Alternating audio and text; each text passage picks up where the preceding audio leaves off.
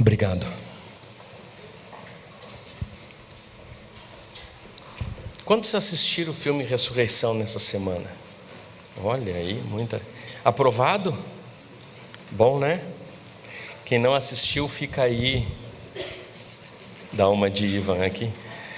Quem não assistiu, fica aí a dica para essa semana. A gente para na frente do Netflix, num momento de lazer, e quer assistir alguma coisa, e sem dúvida essas indicações edificam e muito a nossa vida.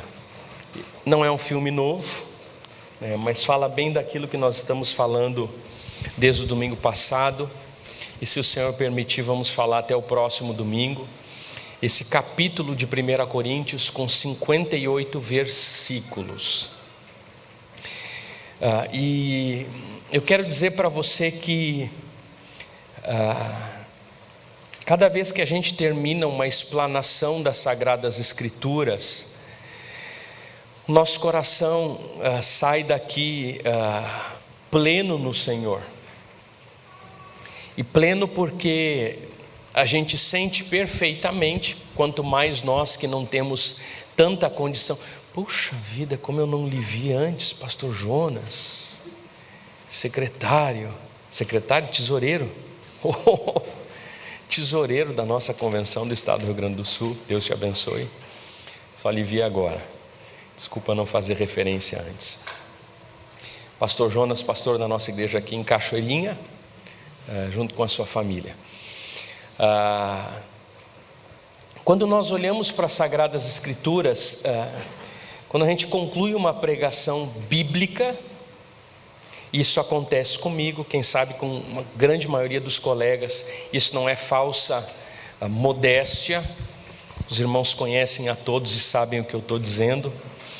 Para quem tem mais facilidade de expor ou de comunicar, pode muitas vezes compartilhar o poder da mensagem com o poder da oratória. Para mim que não tenho essa facilidade toda, fico muito feliz quando a gente termina de explanar o texto bíblico e percebe e vê que o texto edifica a nossa vida sozinho, que o texto nos constrói. Eu tenho uma tentação cada vez que nós olhamos para as Sagradas Escrituras e começamos a estudar o texto bíblico, que é fugir dele e ir para alguma coisa mais fácil, ou ir para alguma coisa mais rasa, ou ir para alguma coisa mais simples de digerir. Mas eu me sinto constrangido de limitar todas as verdades das Sagradas Escrituras, de fazer a obra que ela pode fazer como um todo. Eu não vejo outra forma de nós crescermos no Senhor e sermos edificados, a não ser através do conhecimento das Sagradas Escrituras.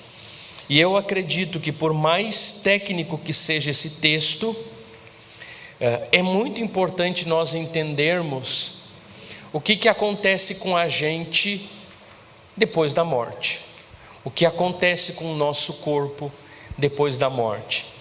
E eu quero lhe convidar, hoje eu vou lhe indicar um outro filme no decorrer da mensagem que você pode assistir. Isso vai trazendo muito mais luz àquilo que está sendo falado, mas mais do que isso, eu gostaria de lhe convidar. Eu tenho pouca esperança que isso funcione muito, mas se funcionar para alguns eu já me alegro. Convidar você em algum dia da semana a ler os 58 versículos deste capítulo, porque Marcos Valasco, eles são preciosos demais para a nossa edificação e para o conhecimento das Sagradas Escrituras que eu e você precisamos ter. Amém? E eu vou caminhar como no domingo passado, do versículo 1 até o versículo 11, depois do 12 até o 19, e nós continuamos a explanação desse texto, começando com a primeira parte do versículo 1, que diz assim: irmãos, quero lembrá-los do evangelho que preguei a vocês, o qual vocês receberam e no qual estão firmes. Por meio desse evangelho vocês são salvos, desde que se apeguem firmemente à palavra que preguei. Caso contrário, vocês têm crido em vão. Pois o que primeiramente lhe transmiti foi o que eu recebi, que Cristo morreu pelos nossos pecados, segundo as Escrituras. Cristo foi sepultado e ressuscitou no terceiro dia, segundo as Escrituras. E apareceu a Pedro e depois aos 12. Depois disso apareceu a mais de 500 irmãos de uma só vez, a maioria dos quais ainda vive, embora alguns já tenham adormecido. Depois apareceu a Tiago e então a todos os apóstolos. Depois destes apareceu também a mim, como a um que nasceu fora de tempo. Pois sou o menor dos apóstolos e nem sequer mereço ser chamado de apóstolo, porque persegui a igreja de Cristo. Mas pela graça de Deus sou o que sou, e sua graça para comigo não foi inútil. Antes trabalhei mais do que todos eles, contudo não eu, mas a graça de Deus comigo. Portanto, quer tenha sido eu, quer tenham sido eles, é isso que pregamos, e é nisso que vocês creram.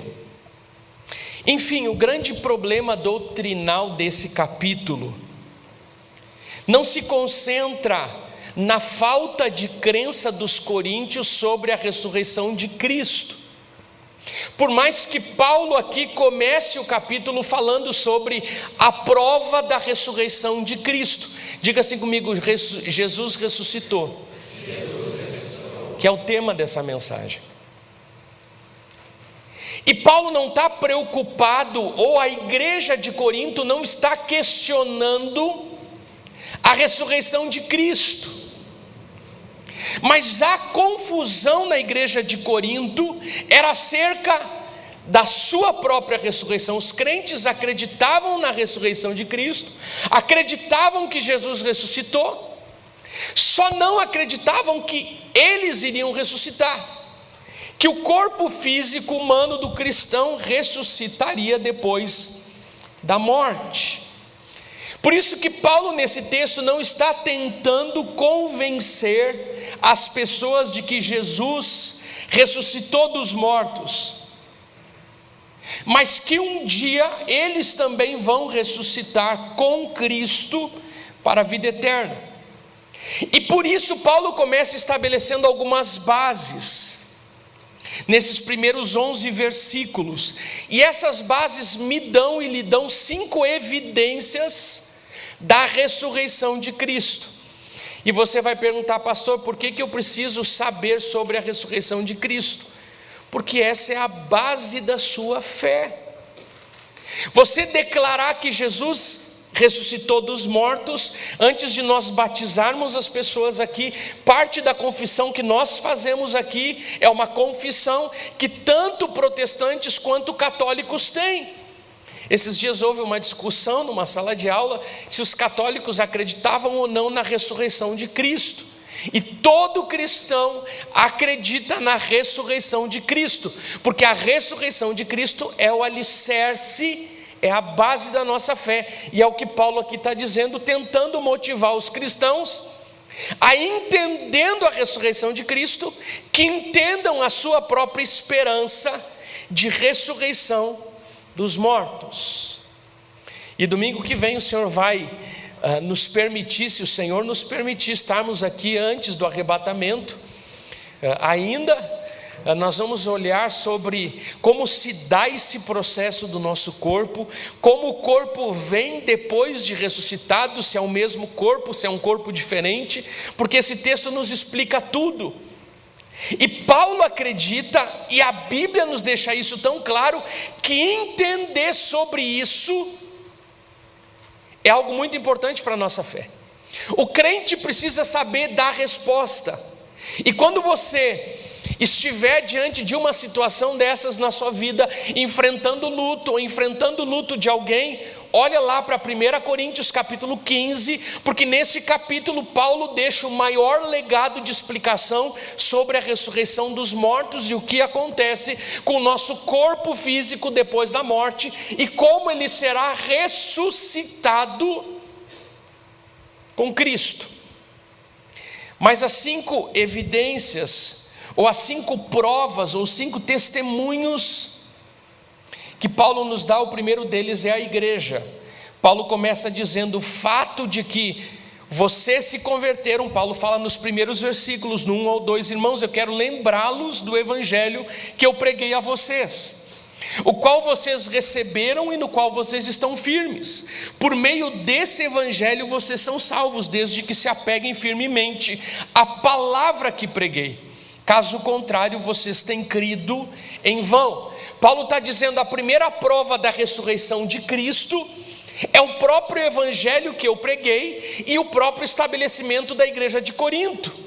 Paulo começa dizendo isso. Ele diz: irmãos, eu quero lembrar para vocês qual foi o evangelho que eu preguei. O evangelho que eu preguei, ele diz mais à frente, é o evangelho da morte e ressurreição do nosso Senhor Jesus Cristo. E a pregação desse evangelho tem feito um efeito na vida da igreja. Quantos aqui se converteram a Jesus Cristo? Levanta a mão. Todos nós. E como era a nossa vida antes de Jesus e depois de Jesus? E aí a gente pergunta: quem mudou a nossa vida? O evangelho de Cristo. E é isso que Paulo está dizendo: a primeira prova da ressurreição de Cristo, a primeira prova do poder do evangelho, é a própria edificação da igreja, é o próprio caminho da igreja, é o próprio avanço da igreja. Uma igreja que tem resistido durante 2000 anos é a maior prova da ressurreição de Cristo. Porque uma igreja que lá no início foi fundada dizendo: Jesus ressuscitou dos mortos, passaram 2000 anos, e a igreja continua dizendo: Jesus ressuscitou dos mortos.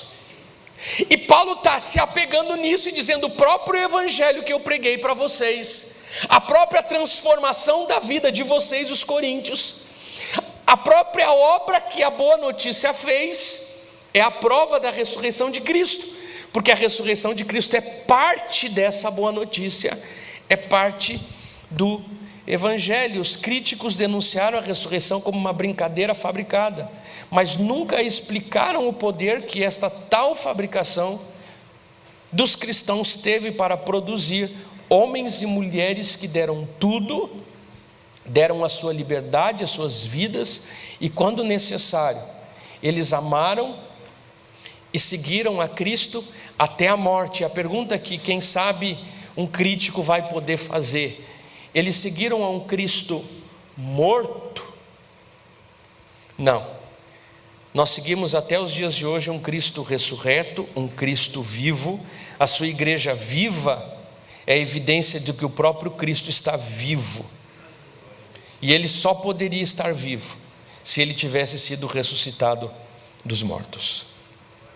Essa verdade que a igreja sustenta durante 2000 anos, essa verdade que trouxe você até aqui, é a verdade do evangelho. E essa é a primeira prova que o apóstolo Paulo levanta para a ressurreição de Cristo. Amém? A segunda prova que o apóstolo Paulo levanta está no versículo 3 até o versículo 4, que diz assim: pois o que primeiramente lhe transmiti foi o que eu recebi, que Cristo morreu pelos nossos pecados segundo as Escrituras, foi sepultado e ressuscitou no terceiro dia segundo as Escrituras. Daí você vai dizer: mas pastor, onde é que diz nas Escrituras? Deixa eu fazer uma pergunta para você: que Escrituras o apóstolo Paulo tinha na mão na época de Cristo? Porque a gente vai dizer assim: está lá nas Escrituras que o próprio Jesus disse que ele ressuscitaria, mas isso não é o que Paulo está dizendo. O que Paulo está dizendo é que a própria ressurreição de Cristo foi predita nas Escrituras do Antigo Testamento. E eu não vou citar todos os textos, porque essa é só a introdução daquilo que o Espírito Santo vai administrar nessa manhã no nosso coração. Mas eu vou levantar para você somente uma prova que o próprio Senhor Jesus usa quando as pessoas queriam um milagre. E Jesus diz assim: eu não vou dar para vocês um milagre, o único milagre que eu vou dar para vocês é o sinal de Jonas. E qual que é o sinal de Jonas? Que Jonas esteve na barriga de um grande peixe. Você vai dizer baleia, vai se atirar na baleia. A Bíblia não diz que é uma baleia, pode ser, mas a Bíblia só diz que é um grande peixe. Jonas esteve lá 3 dias e depois ele foi vomitado pelo grande peixe. na praia de Nínive, e lá ele pregou o evangelho. E Jonas tipifica o quê? Jonas está predizendo o quê? A morte e ressurreição de Cristo, que depois que Jesus estivesse 3 dias sepultado, ele ressuscitaria para a salvação da humanidade, para que o evangelho fosse pregado a todas as nações. Jesus diz, olhando para trás, para um dos profetas, e diz assim: esse é o sinal que eu vim dar para vocês, o sinal de ressurreição, o sinal de morte e ressurreição. Então Paulo, a segunda evidência que ele dá é que a ressurreição pode ser provada por causa do testemunho das Escrituras, versículo 3 e versículo 4. A terceira evidência da ressurreição de Cristo são as testemunhas oculares. Para qualquer crime, para qualquer coisa que você quer levar até o tribunal, você precisa ter uma testemunha. Então era necessário que houvessem testemunhas, e Paulo apresenta as suas testemunhas para a ressurreição de Cristo. E deixa eu dizer para você que durante 40 dias que Jesus esteve ressuscitado aqui na terra, Paulo diz que ele aparece para Pedro, Paulo diz que ele aparece para os apóstolos, Paulo diz que ele aparece para mais de 500 irmãos numa só ocasião. A Bíblia não fala explicitamente em que lugar isso aconteceu, se na Galileia ou se isso aconteceu lá em Jerusalém, mas diz que Jesus aparece de uma só vez para mais de 500 pessoas, e Paulo ainda dá prova disso. Ele diz: muitos desses irmãos ainda estão vivos, se vocês quiserem perguntar para eles, vão lá e questionem a Pedro, questionem aos apóstolos, questionem esses irmãos que viram Jesus, e questionem Tiago. Provavelmente o Tiago citado aqui é o irmão de Jesus que não acreditava em Jesus como Messias antes da ressurreição. E depois da ressurreição, provavelmente Jesus vai lá para Tiago e diz assim: cara, olha só, eu te falei que eu era o Cristo, tu não acreditou? Se Jesus, mano, cara, tu viveu, tu sobreviveu, tu ressuscitou. O que aconteceu? Eu te vi morto, eu te vi sepultado, eu testifico, eu testemunho da tua morte, e agora tu está vivo aqui na minha frente.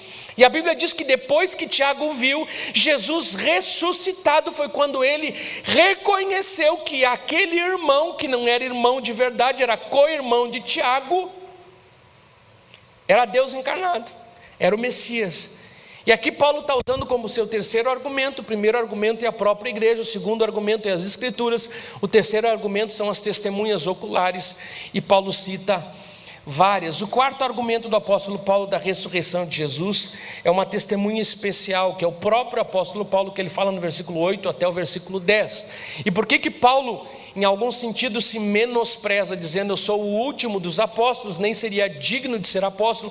Por vários motivos. Primeiro, porque Paulo era humilde. Segundo, porque Paulo era perseguidor da igreja. Nesses 2 anos em que a igreja estava crescendo por causa da ressurreição de Cristo, Paulo estava perseguindo os cristãos para matá-los. E se você for olhar o livro de Atos, você vai ver que na morte do primeiro mártir Estevão, Paulo estava lá, guiando e quem sabe coordenando aquele apedrejamento. Mas numa das suas viagens, o próprio Cristo ressuscitado, que já fazia 2 anos que tinha ascendido aos céus, ele aparece para Paulo ressuscitado. Paulo não tem uma visão, Paulo não tem um sonho. Paulo é comissionado diretamente por Jesus ressuscitado. Isso é impressionante, porque a gente imagina assim, ó, Jesus ascendeu aos céus. Ele ascendeu aos céus, mas Jesus espiritualmente está entre nós, amém? Porque ele prometeu à igreja, ele disse: eu vou estar com vocês até o fim dos tempos. Fiquem tranquilos, vocês não vão estar sozinhos. Eu vou enviar o Paracletos, o Espírito Santo, e eu estarei com vocês. E é esse Jesus que aparece para Paulo. E é o quarto argumento do apóstolo Paulo: Jesus ressuscitou porque eu persegui os cristãos, mas eu vi Jesus ressuscitado. Jesus veio e falou comigo. Jesus me comissionou. Jesus disse para mim: Saulo, Saulo, por que me persegues? Então quem está falando isso é alguém que viu, é uma testemunha ocular de Jesus. E a última prova do apóstolo Paulo está no versículo 11: portanto, quer tenha sido eu, quer tenham sido eles, é isso que pregamos e é isso que vocês creram. A última testemunha, ou o último sinal da ressurreição de Cristo é a mensagem comum, a pregação e ensino na igreja primitiva, que estava centrada na morte, no sepultamento e na ressurreição de Cristo. A mensagem que vocês pregam até os dias de hoje, a mensagem que eu prego, a mensagem que os pastores pregam, a mensagem que você prega na célula, é uma mensagem que até os dias de hoje se fala da morte e ressurreição do nosso Senhor Jesus. A própria mensagem de vocês prova sobre a ressurreição de Cristo. Amém? O título da mensagem é Jesus ressuscitou, mas eu vou lhe fazer uma pergunta, que por algum momento eu até pensei talvez em mudar o título da mensagem para intrigar mais você, mas eu não queria deixar você com essa contra-verdade, porque eu acho que é muito mais válido a gente ficar com isso na mente. Mas uma pergunta que eu gostaria de fazer para você é a seguinte: e se Jesus não ressuscitou? Oi? A gente fala isso pela fé. E aqui eu indico um outro filme. Se o filme que eu indiquei domingo passado é um filme positivo, esse é um filme negativo, que fala sobre o trabalho do diabo no mundo para quebrar a ideia da ressurreição de Jesus. O que pode quebrar a ideia da ressurreição de Jesus? Acharem o quê? O corpo de Jesus. E tem um filme muito conhecido do ano de 2000, de Antônio Bandeiras, chamado O Corpo, que fala sobre a revolução na igreja católica. Por quê? Porque tem boatos, tem resquícios de que encontraram o corpo de Jesus. Irmãos, imagina a manchete no jornal: se algum dia se encontra os ossos de Jesus, que nunca vão ser encontrados, porque ele ressuscitou. Mas é justamente a pergunta que Paulo faz aqui, é justamente a pergunta que eu gostaria que você se fizesse: se Jesus não ressuscitou, o que aconteceria com a gente? O Rodrigo ia dizer: cara, acabei de me converter ao Evangelho de Cristo, e agora eu descubro que isso é uma farsa. Uau! A fé católica do Brasil, a fé cristã do brasileiro, vai por água abaixo, Catiai. Por quê? Porque Jesus não... Foi uma história que nos disseram. E esse é um filme que faz a gente refletir e faz a gente olhar de novo para as Sagradas Escrituras, os próximos versículos. O versículo 12 que diz assim, acompanha aí comigo. Olha para quem está do seu lado antes disso e diga assim: você acredita na ressurreição de Jesus? E agora responde aí para essa pessoa. Se essa pessoa disse não, eu estou em dúvida, diga para ela: eu vou orar por ti, irmão. Deixa eu continuar dizendo para você: eu não tenho nenhuma dúvida de que Jesus ressuscitou. Mas Paulo diz o seguinte: se Jesus não tivesse ressuscitado, e Paulo fala um monte de coisa ruim que aconteceria se Jesus não tivesse ressuscitado, e o porquê a ressurreição é a base para a nossa fé. Ele diz: ora, se está sendo pregado que Cristo ressuscitou dentre os mortos, como alguns de vocês estão dizendo que não existe ressurreição dos mortos? Paulo está dizendo o quê? Olha, se Jesus ressuscitou, são duas verdades que andam juntas. Se Jesus ressuscitou, Jean, fica tranquilo que tu também vai ressuscitar. Amém? E Paulo está dizendo agora: se a gente não acredita que nós vamos ressuscitar, então Jesus também não ressuscitou. Porque notem que o problema na igreja de Corinto não era acreditar na ressurreição de Jesus, mas era acreditar na ressurreição do corpo depois da morte. E o que aqui Paulo está dizendo? Primeiro, ele deu a prova de que Jesus ressuscitou.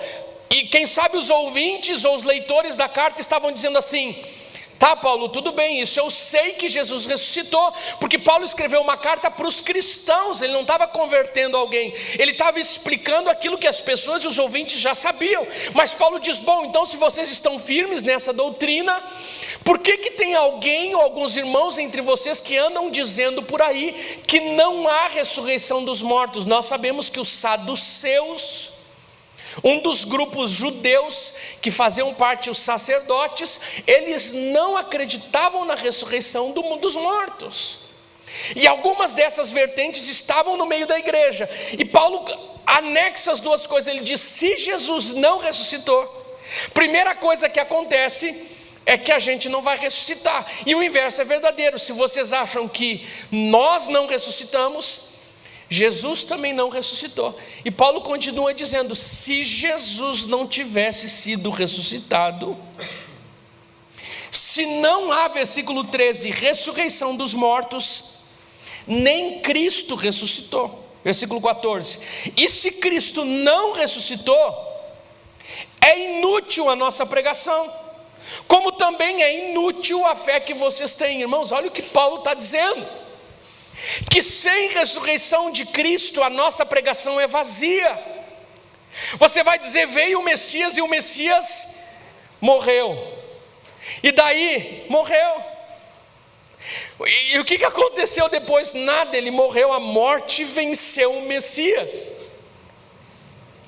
A pregação é esvaziada de sentido, é isso que Paulo está dizendo. Se Cristo não ressuscitou, é inútil a nossa pregação. E outra coisa que acontece: a fé cristã é inútil. Versículo 15: mais do que isso, nós seremos consideradas falsas testemunhas de Deus, porque nós testemunhamos contra Ele que ressuscitou a Cristo dentre os mortos. Paulo só aqui em algumas frases já nos deu tantos motivos para entendermos a importância da ressurreição para a fé cristã. Versículo 16: pois se os mortos não ressuscitam, nem mesmo Cristo ressuscitou. E se Cristo não ressuscitou, inútil é a fé que vocês têm e ainda estão em seus pecados. E aqui o apóstolo Paulo toca na justificação, e ele diz assim: se Jesus não ressuscitou, se Jesus não foi ressuscitado, não há esperança de salvação, não há perdão de pecados. Se Jesus não ressuscitou dentre os mortos, então o pecado ganhou a vitória sobre Cristo, e portanto ele continua a ser vitorioso sobre todos os homens. Se Jesus permaneceu morto, então quando morremos, nós também permaneceremos mortos e condenados, porque o salário do pecado é a morte, Romanos 6:23. E se permanecermos mortos, morte e punição eterna são as únicas perspectivas de crente, e não crente seriam iguais.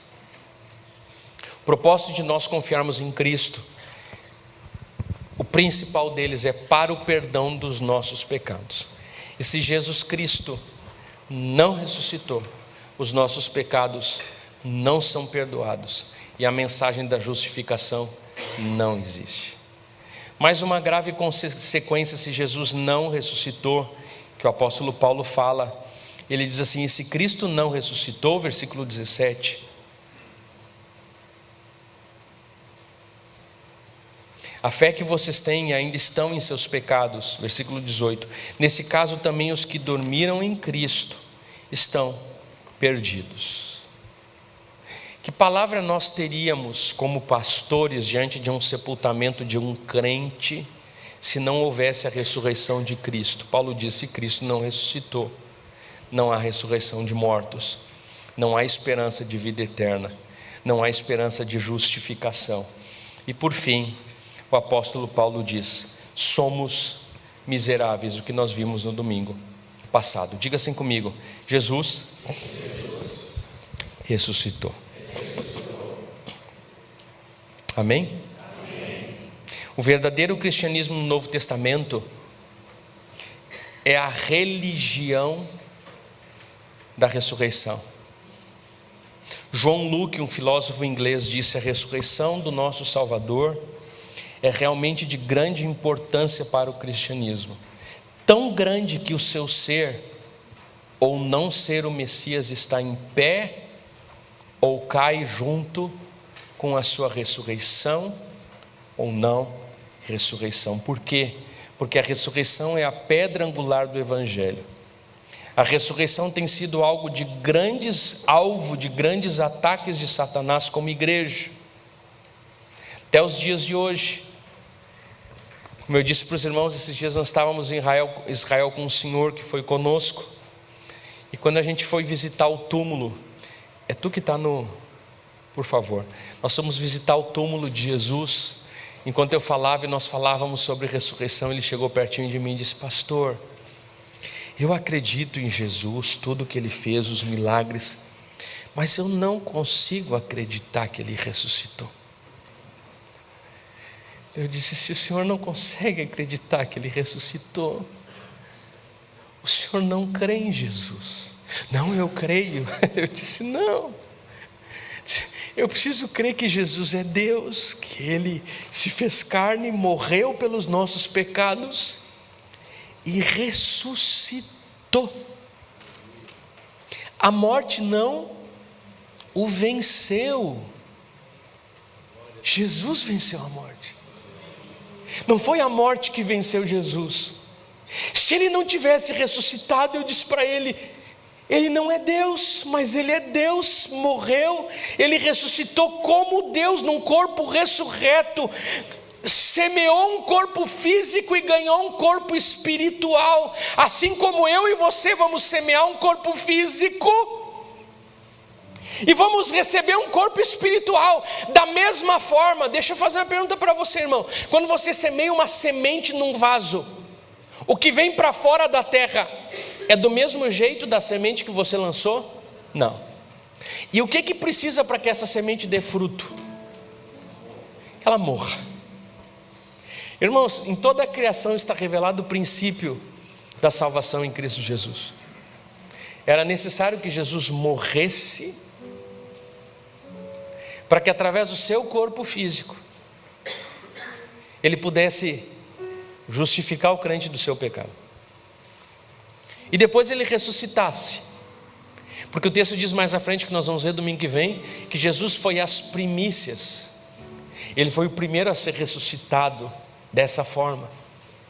Foi Jesus Cristo. Foi o primeiro que venceu a morte. E nessa esperança, irmãos, eu vou para o sepultamento de peito estufado.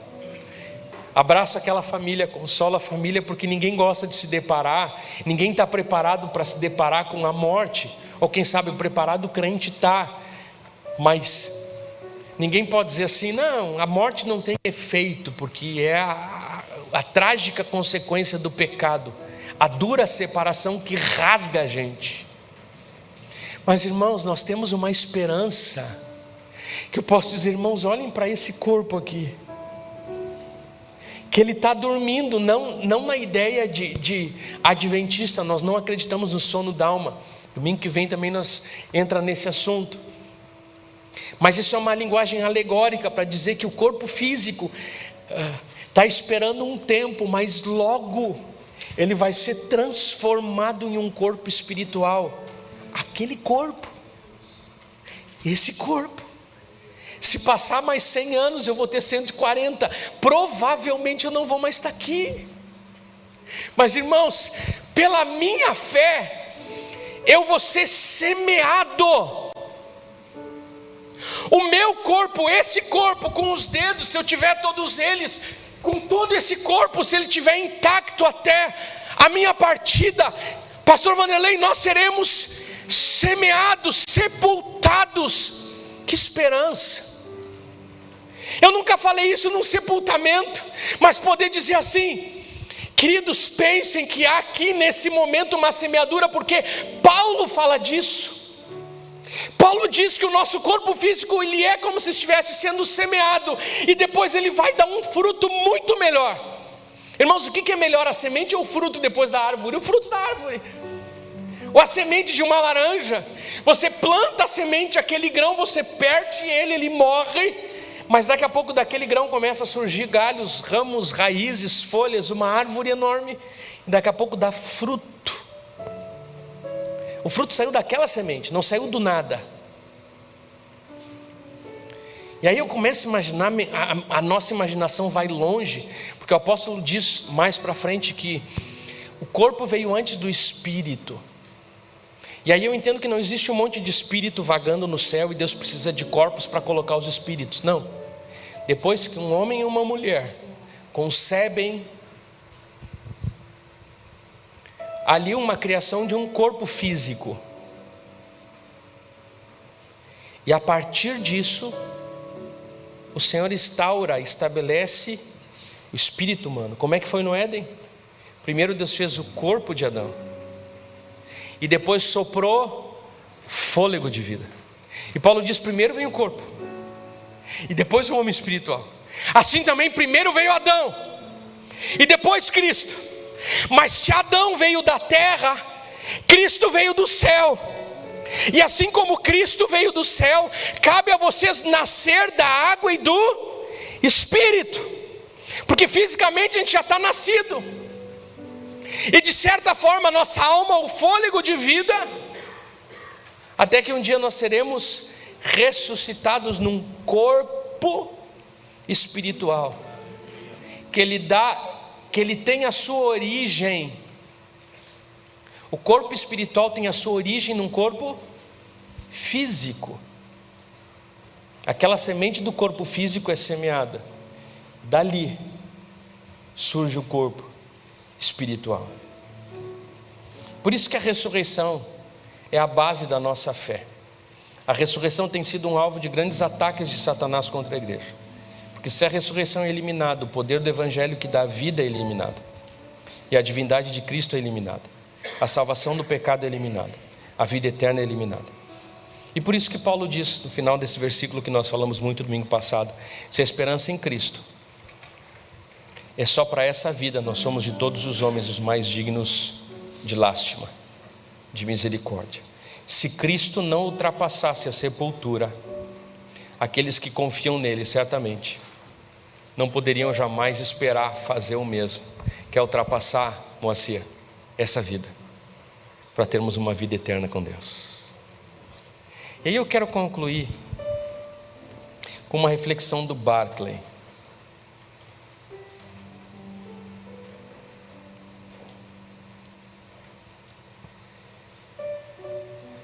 Diga assim comigo: Jesus ressuscitou é a maior palavra de esperança para o crente. E por mais que seja uma palavra muito técnica, de forma prática, sobre literalmente o que Paulo está falando, usando a ressurreição de Cristo para respaldar a nossa ressurreição, que nós vamos ver um pouco mais à frente, Paulo nos deixa um ensinamento espiritual, profético, que você vai poder usar durante essa semana, amém? Porque eu espero que esse segundo você não precise usar aí nos próximos dias, que é a própria ressurreição, a esperança de ressurreição dos mortos. Mas diante dessa afirmação, por que Jesus ressuscitou? Por que razão Paulo tão absolutamente afirmava e achava essencial a crença da ressurreição? Quais eram os grandes valores e verdades na mente de Paulo que faziam ele conservar tudo isso? E para Paulo, a ressurreição nos prova 4 grandes atos que podem mudar totalmente a perspectiva do homem, da vida nesse mundo e no mundo que está por vir. E a primeira conclusão que eu tiro de tudo isso é que a ressurreição me prova que a verdade é mais forte que a mentira. Amém? Amém. Jesus proclamava uma verdade sobre Deus. Jesus dizia: eu sou o caminho, a verdade e a vida. Ninguém vai ao Pai se não for através de mim. Ele dizia isso. Ele questionava a verdade dos fariseus. Ele dizia: vocês são raças de víboras. Isso incomodou os judeus de uma forma, isso incomodou os fariseus a ponto de odiarem Jesus e dizerem: nós temos que calar a boca desse blasfemo. Ele anda dizendo por aí que ele é Deus. Irmãos, Jesus é ou não é Deus? É. Ele estava falando só a verdade. Sabe aquele dia que a gente leva na cabeça no trabalho só porque a gente falou a verdade? Daí tu bem crentão diz assim para o teu chefe: mas eu só falei a verdade. Ele vai dizer: tu é ou tu te faz? Ele vai dizer assim: ó, tu não pode falar a verdade. Daí tu vai dizer para ele assim: mas se eu não puder falar a verdade, então tu tem que contratar outra pessoa, porque eu só falo a verdade. E Jesus foi morto porque ele falou a verdade. Ele olhava para os judeus, para os escribas, para os fariseus, para os mestres da lei e dizia: o que vocês estão falando não está certo. Imagina questionar um grandão daquela época, um Caifás, dizendo: cara, a mensagem que tu está pregando está errada. Eu sou o caminho. Esse cara, tu nem é da linha sacerdotal, como que tu é o caminho? Sim, eu sou da linha de Melquisedeque. Você está querendo conversar, meu? E daí Jesus andava, curava as pessoas porque havia poder nele. A verdade é essa, que Jesus é Deus. E Jesus fala a verdade. Jesus é a verdade. E a ressurreição é a prova que a verdade é sempre mais forte do que a mentira. Lá em João 8,40 Jesus diz: mas agora procurais matar-me, a mim que vos tenho falado o quê? A verdade. Vocês procuram me matar. Eu que estou falando a verdade, vocês estão procurando me matar. Jesus veio com a verdadeira ideia a respeito de Deus, da bondade. Os seus inimigos procuravam a sua morte, porque eles não queriam ver destruído o seu ponto de vista equivocado a respeito de Deus e da bondade. O que quer dizer que os inimigos de Jesus, se eles tivessem tido êxito em destruir Jesus na morte, a mentira teria sido mais forte que a verdade. Mas a ressurreição, olha para quem está do seu lado e diga assim: a ressurreição é a garantia final de que a verdade é indestrutível. Fica com a verdade, irmão. Vale a pena. Não desista de falar a verdade. Não desista de fazer o que é certo. Não desiste. Às vezes a gente fica em dúvida, Ana, e diz assim: pá, mas eu estou falando tudo que é certo, estou levando na cabeça, levando na cabeça. A palavra de hoje está dizendo: porque Jesus ressuscitou. Essa é a prova para mim que a verdade é mais poderosa do que a mentira. Se Jesus não tivesse ressuscitado, a mentira teria prevalecido. Mas porque Jesus ressuscitou, a verdade prevaleceu. No final das contas, Jesus ressuscita e diz assim: ele não quer provar nada para ninguém, porque ele sempre soube que ele estava falando a verdade, que ele era a verdade. Ele ressuscita dizendo assim: não disse para vocês? Assim como a gente passa o tempo e a gente vê aqueles que mentem, e depois a gente diz para os nossos filhos: filho, a mentira tem perna curta. Por quê? Porque a mentira caminha só alguns passos e logo ela é alcançada por alguém que tem passos mais largos com a verdade. E daí você vê aquele que mente ficando para trás, aquele que sonega ficando para trás, aquele que faz tudo errado ficando para trás, aquele que não está disposto a fazer as coisas certas ficando para trás, e aquele que é justo, que é correto, passando na frente. Diz: pastor, mas sempre é assim? Não. Tanto que Jesus morreu. Tanto que por momentos na nossa vida, por a gente falar a verdade, parece que a gente está enfrentando um deserto. Irmão, fica firme na verdade, fica firme fazendo o que é certo, não desanima. Por quê? Porque Jesus ressuscitou. Quando você estiver no trabalho pressionado a mentir, lembra disso: Jesus ressuscitou. Isso é a prova para mim e para você de que a verdade sempre prevalece sobre a mentira. Mais cedo ou mais tarde, a verdade vai prevalecer. Segunda conclusão do apóstolo Paulo: a ressurreição prova que o bem é mais forte do que o mal. Mais uma vez a gente olha para o Evangelho e vê Jesus dizendo, lá em João 8,44, vocês são do diabo, que é o vosso pai. Então nós vemos claramente na luta de Jesus com o mundo, de Jesus com os homens, a luta do bem contra o mal, a luta da bondade contra a malignidade. As forças que crucificaram a Jesus pertenciam ao mal, por mais que tenham sido usadas por Deus para cumprir um plano eterno. E se não tivesse havido essa ressurreição, o mal teria triunfado sobre o bem.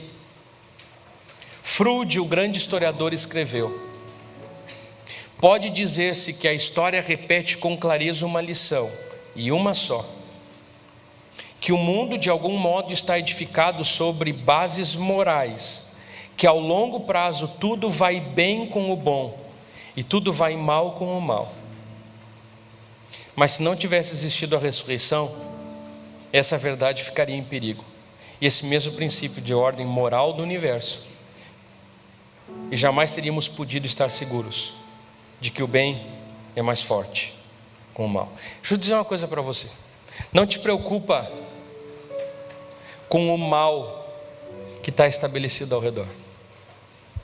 Ele assusta. Quantos de vocês estão assustados com o cenário político? Eu estou. Vou dizer uma coisa para você: não se preocupa com o mal que é estabelecido. Às vezes a gente diz assim: pastor, o que é? No que virou o mundo hoje? Eu quero dizer uma coisa para você: não te assusta com o mal que está ao redor, porque ele não vai prevalecer. A gente vai dizer: ah, pastor, mas o mundo jaz no maligno. Todas essas coisas são necessárias para que se cumpra a palavra de Deus, mas no fim, devo dizer um chavão: o bem sempre vence. Irmãos, é isso. Quando você olhar para o cenário político e você não vê mais argumento aqui na terra para ter esperança, por causa da maldade do homem, quando você vê pai matando filho, filho matando pai, abusadores abusando de bebês, de crianças, tem amigos que não conseguem ir no hospital infantil porque realmente te dá ver uma criança convalescendo. Quando nós vemos a maldade do mundo, quando nós vemos o sofrimento das pessoas, isso te abala, te prostra. E eu quero dizer para você: não se assuste com o mal, ele existe, não se intimida com ele, porque um dia o bem vai vencer. Sabe por quê? Porque Jesus ressuscitou. Pode aplaudir o Senhor. Quando você vê um noticiário na televisão trágico, se você entende bem essa palavra, por mais que a pessoa que não assistiu o culto não vai entender, olha para a televisão e diga assim: Jesus ressuscitou. Você está dizendo: um dia, mais cedo ou mais tarde, o bem vai prevalecer. Por quê? Porque o bem é mais forte do que o mal. O mal não tem poder para vencer o bem, e Jesus nos provou isso na ressurreição, quando ele ressuscita dos mortos. Não desanime, não perca esperança. Às vezes quando a gente olha ao redor, a gente fica desanimado, porque parece que a pessoa má se dá bem, que o corrupto prospera. Isso gera desânimo e temor, mas creia que o Senhor tem todo o domínio, e no final do filme, irmãos, esse filme que o mocinho morre no final, a gente termina assim bem desolado, né? Disse: pai, eu torci por ele o filme todo. Não te preocupa, no filme ou no escrito de Deus, o mocinho no final, ele vence e tem essa esperança. Por mais que o mundo hoje te repele, não sei como é que é essa conjugação, mas por mais que o mundo hoje te afaste, te empurre para fora, continua firme no Senhor, porque um dia o Senhor vai se levantar. Eu espero que você veja, mas se você não vê, morra crendo que um dia o bem vai prevalecer. E qual é a garantia disso? Qual é a garantia disso? Jesus ressuscitou. Terceira conclusão: a ressurreição me prova que o amor é mais forte que o amor é mais forte que pode colocar aqui por favor, que o ódio. Pode projetar o próximo. O amor é mais forte do que o ódio. Jesus era o amor de Deus encarnado. Por outro lado, toda atitude daqueles que procuram a crucificação era de um ódio quase virulento. Era um ódio tão amargo que, chegado o momento, era capaz de atribuir a beleza e a benignidade da vida de Jesus ao poder do diabo. Olha que loucura.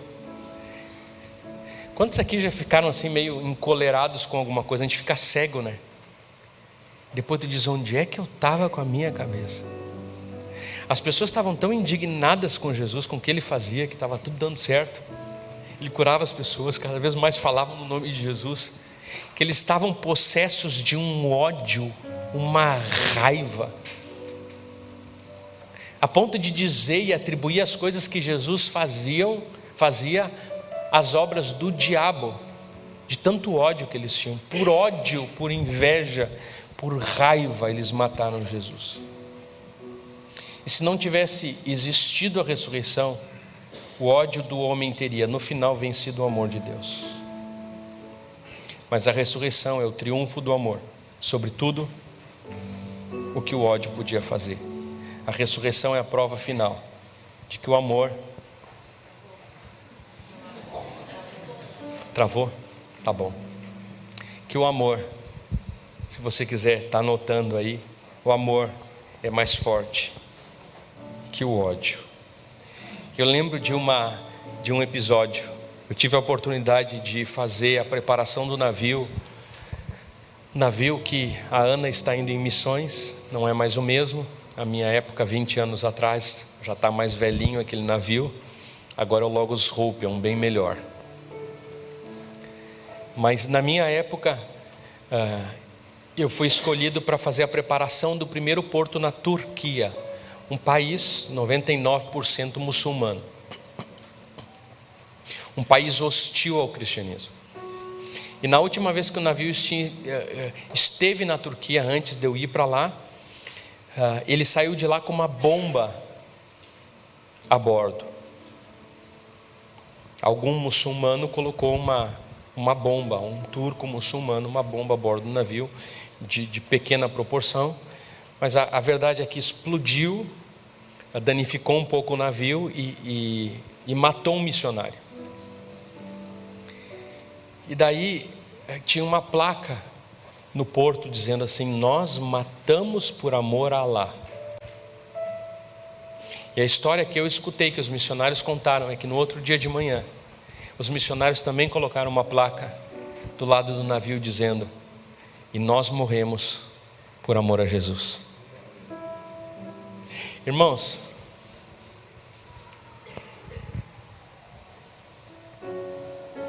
o amor supera o ódio. Como eu preciso aprender isso na minha vida? Como eu preciso entender que o que vence o ódio de alguém não é mais ódio. O que vence um discurso de ódio não é outro discurso de ódio. É o amor. E aí às vezes a igreja resbala feio. A gente quer usar as mesmas ferramentas com a verdade, e a ferramenta é outra. Quando a pessoa está pronta para lutar, tu vai lá e tu diz: cara, eu estou desarmado, eu não vim lutar. E não quer dizer que a gente não tenha argumento para isso, mas eu vim só de dizer, cara, o quanto tu é especial, quanto o Senhor te ama. A premissa dos nossos relacionamentos é o amor. Se a gente olha para Jesus só recebeu o ódio da maioria do povo à sua volta, mas Jesus fez o que em relação às pessoas? Os amou. Amar sobre o ódio, amar quem nos persegue, amar quem não nos quer bem. Olha para quem está do seu lado e diga assim: permaneça amando. Quero dizer para você, não deixa que o ódio do mundo roube a tua pureza e a tua sinceridade, continua amando. Lá dentro da empresa, continua derramando amor, não deixa que esse ódio, essa raiva que está instaurada nos relacionamentos hoje te encolere, mas continua amando, porque a ressurreição é uma prova final de que o amor é mais forte que o ódio. Por fim, a ressurreição é a prova de que a vida é mais forte do que a morte.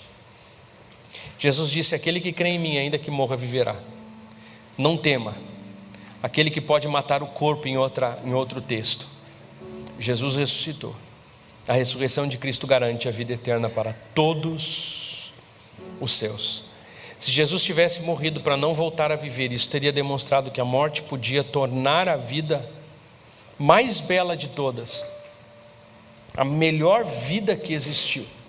A morte podia tomá-la e destruí-la, mas por causa da ressurreição, Jesus está me dando a esperança de que a melhor vida de todas, a vida mais piedosa aqui na terra, a vida mais amorosa, a vida mais verdadeira aqui na terra, por mais que a morte algum dia possa tomar, um dia a vida vai superar, vai vencer a morte, e nós vamos ressuscitar num corpo espiritual.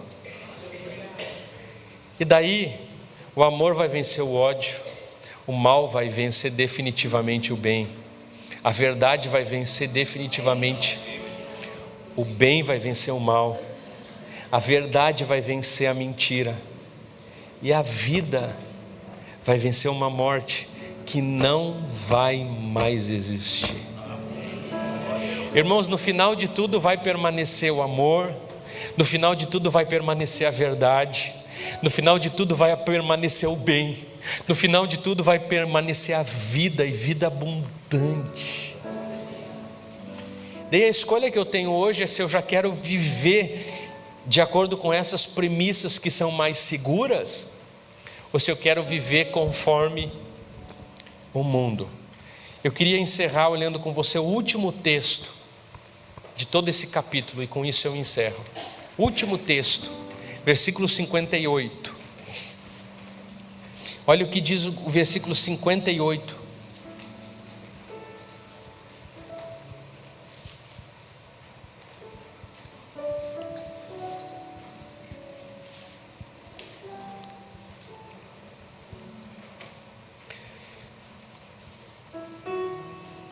Deixa eu pegar aqui porque eu não tenho ele aberto. Está na tela. Portanto, meus amados irmãos, mantenham-se firmes. Amém? Olha que Paulo, depois do que eu falei hoje até o versículo 12, ele falou muita coisa. E como no final ele resgata justamente isso que está sendo dito hoje. Ele diz assim: queridos, por mais que as circunstâncias estejam difíceis, mantenham-se firmes. Mas que nada os abale. Sejam sempre dedicados à obra do Senhor, porque vocês sabem que no Senhor o trabalho de você não será inútil. Aleluia. Ah, pastor, mas parece que só eu faço a coisa certa, parece que eu estou sendo sufocado por um... Irmão, continua firme. Você que é jovem, pastor, mas o que a Bíblia me ensina a fazer hoje para o mundo é ridículo. Eu quero dizer para você, jovem, continua resistindo firme na fé. Porque o texto diz, pode deixar o texto por favor, o trabalho de você não será em vão, o seu trabalho não será inútil.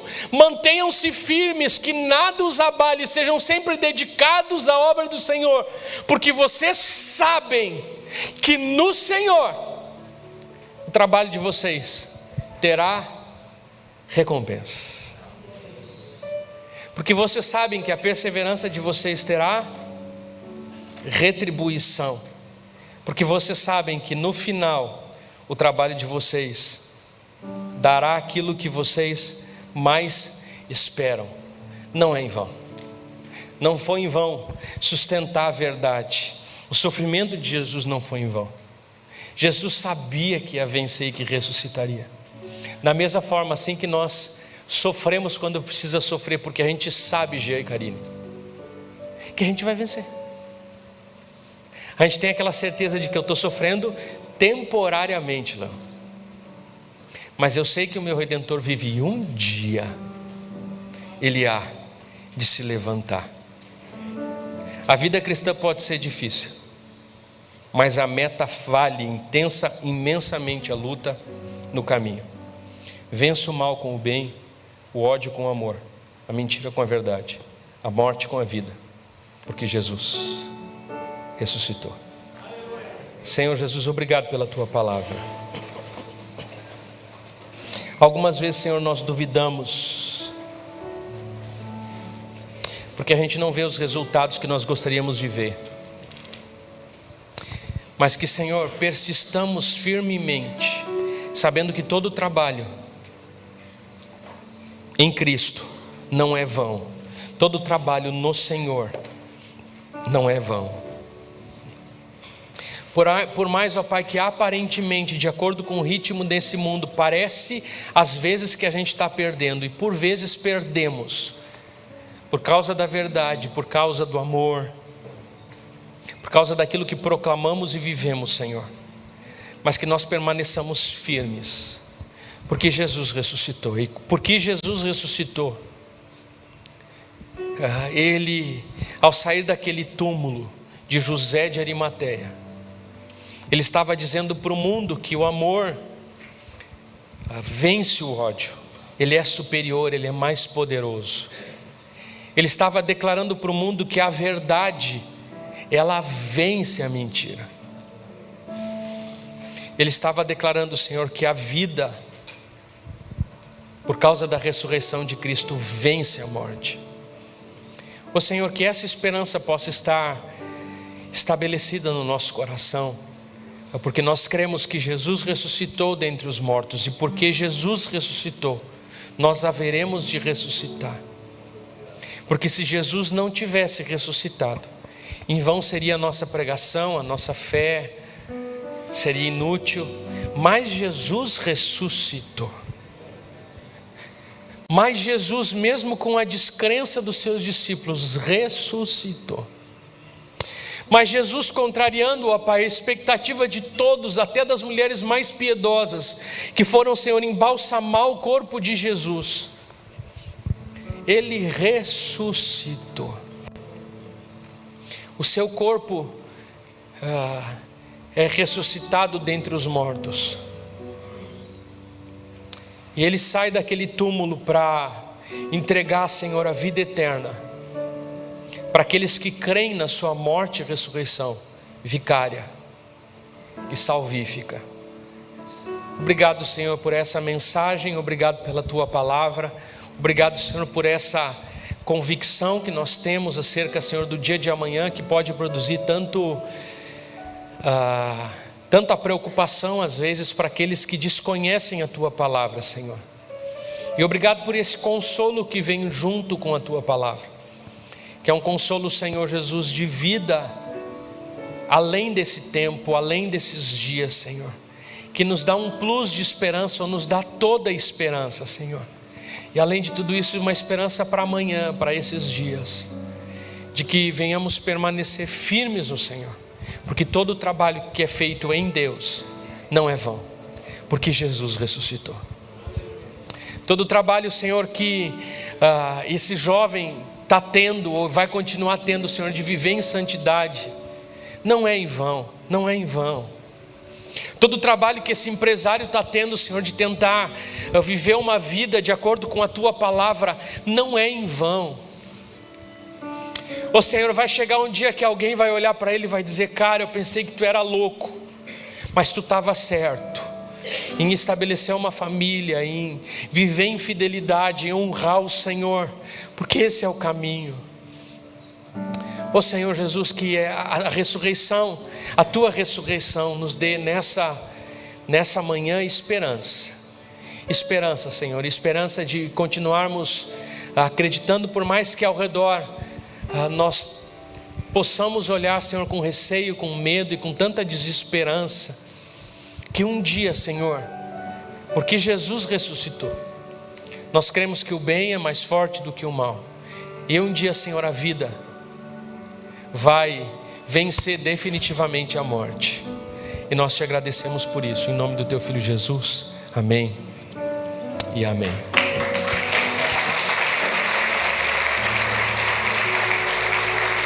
Acredito que ressurreto muito em breve voltará. Acredito em Jesus Cristo, acredito em Deus o Pai, acredito no Santo Espírito, que vida nova traz. Acredito na cruz de Cristo e que a morte enfim venceu. Acredito que ressurreto muito em breve voltará. Acredito em Jesus Cristo, acredito em Deus o Pai, acredito no Santo Espírito, que nos vida nova traz. Acredito na cruz de Cristo e que a morte enfim venceu. Acredito que ressurreto muito em breve voltará.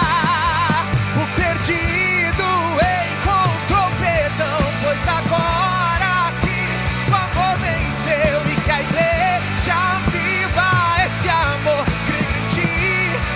Creio em ti, e as cadeias não prevaleceram, pois o véu rasgou e veio ao chão. Seu amor não voltará em vão. Creio em ti, creio em ti.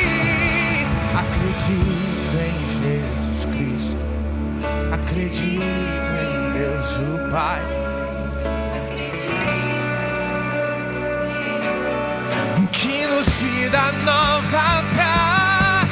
Acredito na cruz de Cristo e que a morte enfim venceu. Acredito que ressurreto muito em breve vai, em breve voltará.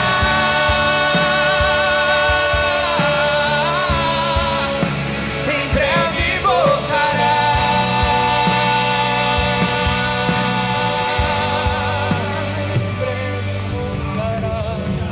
Aleluia! Eu não sei se tem alguém nessa manhã que deseja pela primeira vez dizer: Senhor, eu já tinha escutado sobre isso, mas não dessa forma. E eu reconheço que eu nunca recebi esse Jesus que morreu e ressuscitou para me dar a vida eterna. E hoje pela primeira vez eu quero fazer isso publicamente. Você vai dizer: pastor, tem que ser publicamente. A palavra diz que se nós nos envergonharmos de Deus diante dos homens, Ele vai se envergonhar de nós também diante dos anjos e diante do Pai. Jesus disse. Se você quiser hoje pela primeira vez na sua vida dizer: Jesus, eu te recebo como Senhor e Salvador da minha vida, aquele que morreu e ressuscitou para que eu tenha esperança de vida e vida eterna. Se você quiser fazer isso pela primeira vez, se você nunca fez, levanta a tua mão onde você está, que eu queria te dar um abraço aqui na frente. O pastor César e o pastor Carlos vão estar aqui na frente. Pode vir, por favor. Eles querem fazer uma oração com você, se você hoje está tomando essa decisão pela primeira vez. Se tem alguém hoje que está dizendo hoje: Jesus, eu quero colocar minha confiança nesse Jesus que ressuscitou dos mortos para que eu tivesse vida e vida eterna. O rosto da maioria é conhecido. Quem sabe todos já tomaram essa decisão, mas se você nunca tomou essa decisão e quer tomar hoje pela primeira vez, você vai ter que permitir que o Espírito Santo conclua aquilo que Ele começou a fazer na sua vida. Mas Ele bate a porta, e se você quiser você abre, se você não quiser você não abre. Mas Ele só vai entrar para habitar se você abrir. Se você não abrir, Ele não vai invadir. E dar um passo aqui na frente e dizer: Jesus, eu estou abrindo a porta através da minha fé pública em Jesus Cristo, esse ressuscitado. Tem alguém que quer entregar a vida para Jesus hoje? Ou quem sabe está reconciliando com Jesus.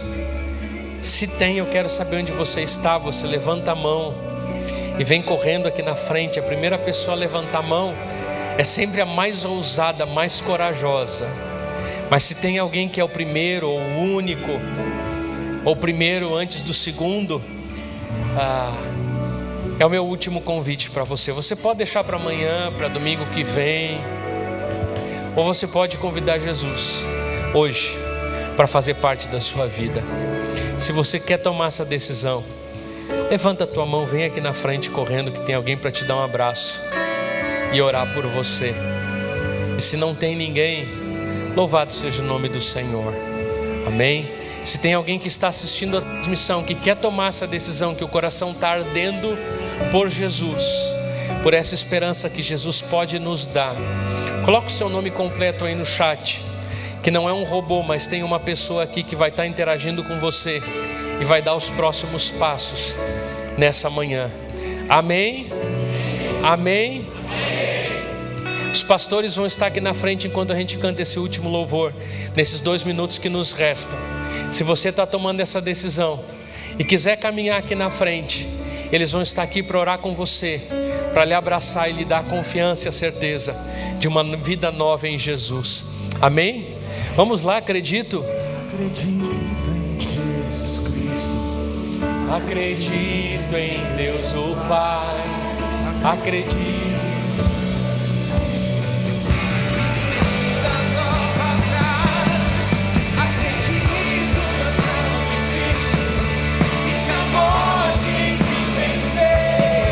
Acredito que ressurreto muito em breve voltará. Acredito em Jesus Cristo. Acredito em Deus o Pai. Acredito no Santo Espírito que nos vida nova traz. Acredito na cruz de Cristo e que a morte enfim venceu. Acredito que ressurreto muito em breve voltará. O perdido encontrou perdão, pois agora que o amor venceu e que a igreja viva esse amor. Creio em ti, e as cadeias não prevaleceram, pois o véu rasgou e veio ao chão. Seu amor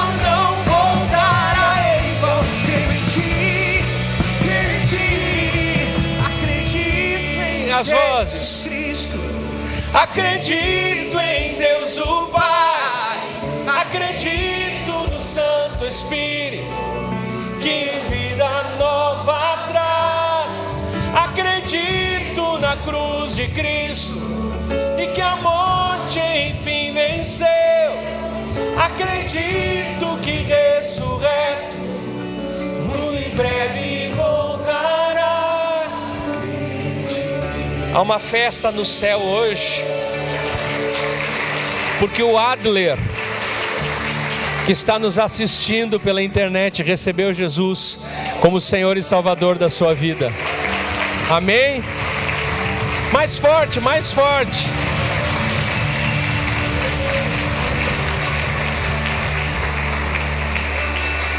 Adler, tu não está aqui com a gente, mas nós estamos aí contigo em espírito.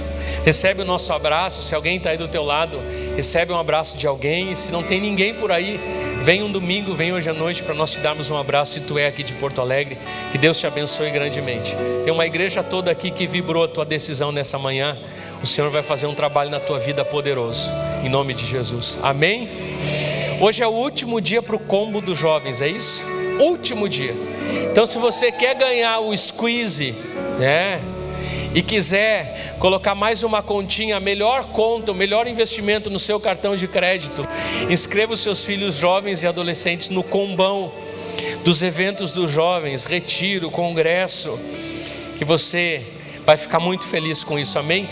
Abraça o irmão que está do seu lado, diga assim para essa pessoa: eu tenho uma palavra de esperança para você, Jesus ressuscitou. Aleluia!